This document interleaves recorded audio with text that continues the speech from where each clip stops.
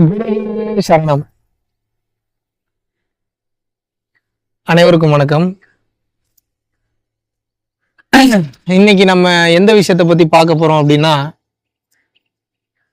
காமம், குரோதம், லோபம், மோகம், மதம், மார்ச்சரியம், டம்பம், தர்ப்பம், ஈருஷை, அசூயை அப்படின்ற இந்த 10 விதமான துர்குணங்கள்ல மனிதனுக்கு காமம் அப்படின்ற அந்த குணம் இருக்கு பாத்தீங்களா, அது இருக்கிறதுலயே காமம்னா ஜென்ரலாவே ஆசை அப்படின்னு சொல்றாங்க. இப்ப இருக்கக்கூடிய புணர்ச்சியை மட்டும் மீன் பண்ணல, ஆசை எது மேல, இந்த பெண் போகம் மேல இல்ல பெண்ணுக்கு ஆண் போகம் மேல இந்த வருது அப்படின்னா, நம்ம இப்ப இந்த இந்த இந்த மீனிங்கே எடுத்துக்கங்க, நீ இந்த காமம்னே வச்சுக்கோங்க.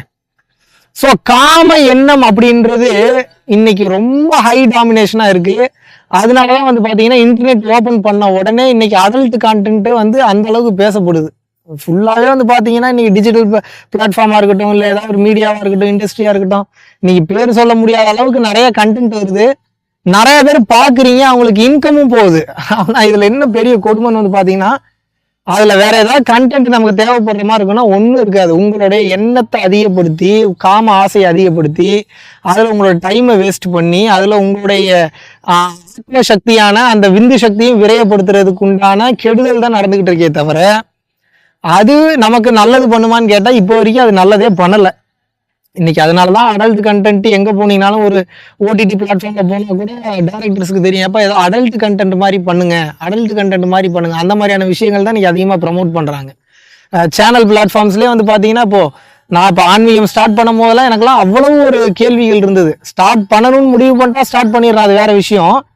ஆனா அதுக்கு முன்னாடி ஒரு சந்தேகம் இருந்தது, நம்ம ஸ்டார்ட் பண்றோமே, ஸ்டார்ட் பண்ணா எத்தனை பேர் வருவாங்க, இது மோட்டிவேஷன் சம்பந்தமா இருக்கு, நம்ம ரெண்டாவது ஆன்மீகத்தை மக்களுக்கு எளிய முறையில கொண்டு போகணும். ஏன்னா சித்தர்கள் பாடல்கள் உருதரித்த நாடியில் ஒடுங்குகின்ற வாயுவை கருத்தினால் நிறுத்திய கவாலமேற்ற வள்ளியல்னா ஒருத்தருக்கும் புரியாது. உடம்பார் அடியின் உயிரார் அடிவர் திடம்பட மெய்ஞானம் சேரவும் மாட்டார். உடம்பை வளர்க்கும் உபாயம் உணர்ந்த பின் உடம்பை வளர்த்தேன் உயிர் வளர்த்தேன்னா எத்தனை பேருக்கு புரியும்? ஸோ இந்த மாதிரி எல்லாருக்குமே எல்லாமே புரிஞ்சிடாது. ஆனா தெரிஞ்சுக்கணுன்ற ஆர்வம் ஆசை இருக்கும். ஸோ அந்த மாதிரியான மனிதர்களுக்கு எளிய முறையில இதை கொண்டு வரணும் அப்படின்றதுக்காக கொண்டு வரப்பட்டதான் அந்த பரம்பொருள் ஃபவுண்டேஷன் அப்படின்ற ஒரு விஷயம். அது ரொம்ப எதர்ச்சியா ஸ்டார்ட் பண்ணது. இன்னைக்கு பெரிய விஷயமா பண்ணுங்கன்ற அளவுக்கு மக்கள் ஆசைப்படுறதுனால இன்னைக்கு கிளாஸஸ் லெவல்ல இன்னைக்கு அடுத்தடுத்த கட்டம் வந்தாச்சு.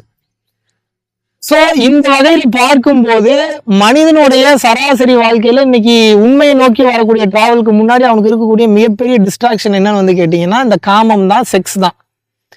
இது மிகப்பெரிய ஒரு டிஸ்ட்ராக்ஷன் ஏற்படுத்துதுங்க. மனிதன் அவ்வளவு சீக்கிரம் இதுல இருந்து வெளியில வரவே முடியாது. இதை சிம்பிளா ஒரு உண்மையை சொல்றேன், யார் இதை தவறா எடுத்துக்கிட்டீங்கனாலும் பரவாயில்ல, பட் இருப்பது உண்மைதான்.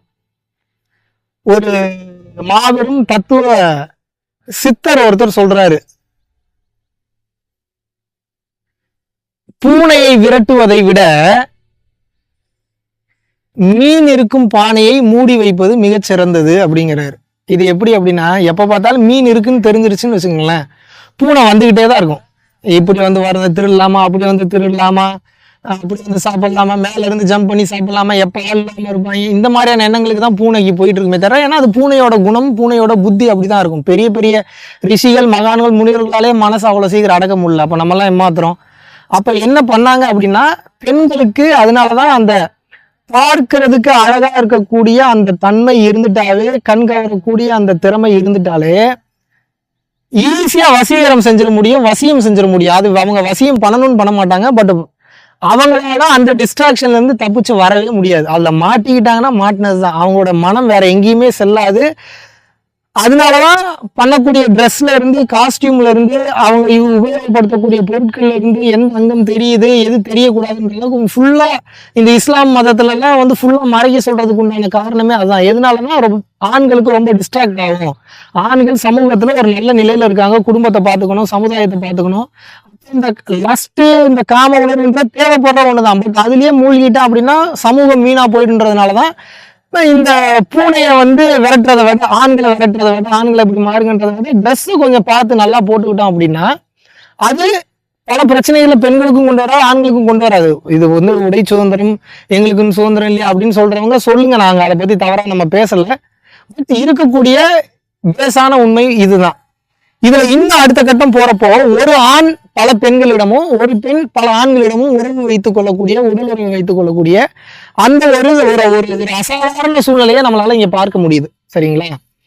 முதல்ல இதுல என்ன நடக்குதுன்னு நீங்க தெரிஞ்சுங்க. இது சும்மா சின்ன விஷயம் கிடையாது. நீங்க ரொம்ப அசால்ட்டா இது உங்களுக்கு எடுத்து சொல்றதுக்கு ஆளே இல்லாதனால ஜஸ்ட் லைக் தான் ஆஹா பண்ண பண்ண இன்பமா இருக்கு, எத்தனை டைம் பண்ணாலும் நல்லா இருக்கு, ஜாலியா இருக்கு, சந்தோஷமா இருக்குன்னு சொல்லி என்ஜாய் பண்றீங்க.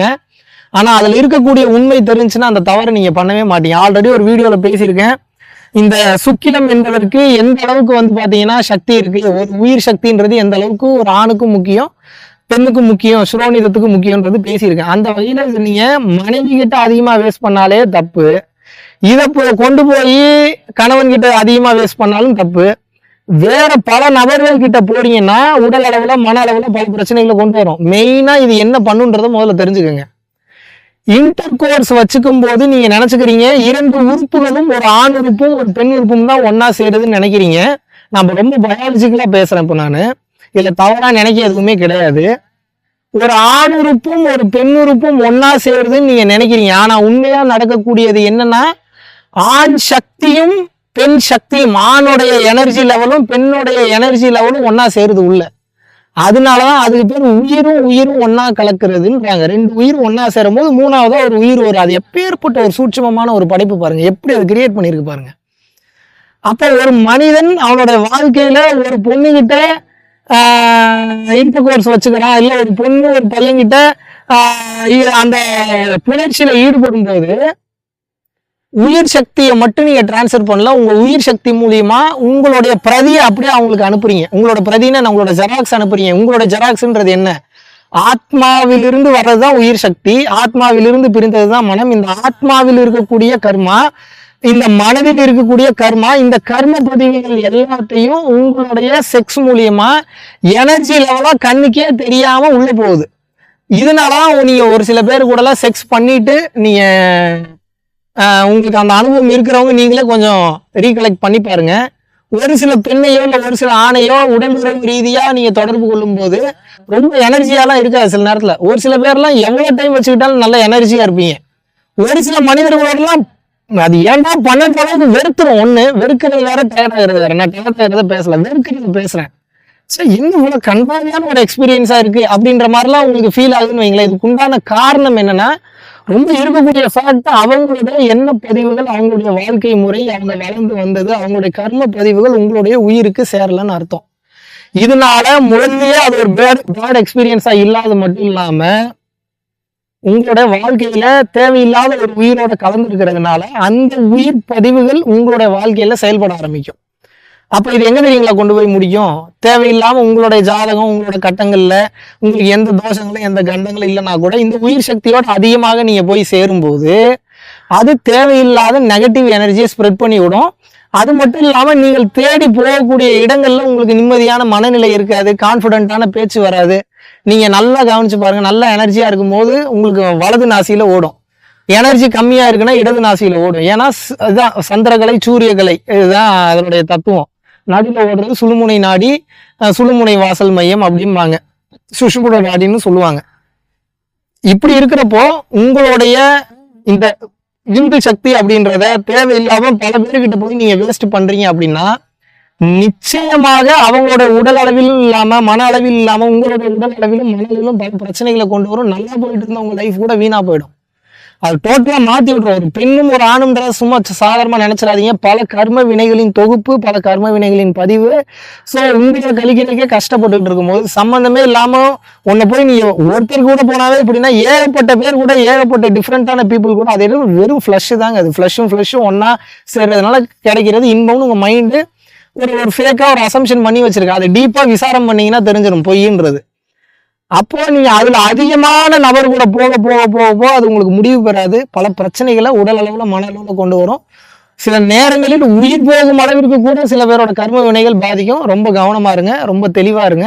உங்களோட வாழ்க்கையில மற்ற விஷயங்களுக்கு அப்ளிகபிள் ஆகுதோ இல்லையோ இதுக்கு நல்லா அப்ளிகபிள் ஆகும். ஸோ ஒரு உயிரை பிடித்து அந்த உயிரிடமே தஞ்சம் அடைந்தா அந்த உயிரிடமே உங்களுடைய சந்தோஷத்தை போகினும் நினைக்கிறது உங்களுடைய வாழ்க்கையில் சாயுச்சிய நிலைக்கு கொண்டு போகும். சீக்கிரம் சமாதி நிலைக்கு நல்ல சமாதியை தரும். அது மட்டும் இல்லாமல் ஆனந்தமய கோஷத்தில் திளைப்பதற்குண்டான அனைத்து பாசிபிலிட்டிஸையும் ஏற்படுத்தி கொடுக்கும். இதுதான் ஒரு மாபெரும் உண்மை ரகசியமும் கூட.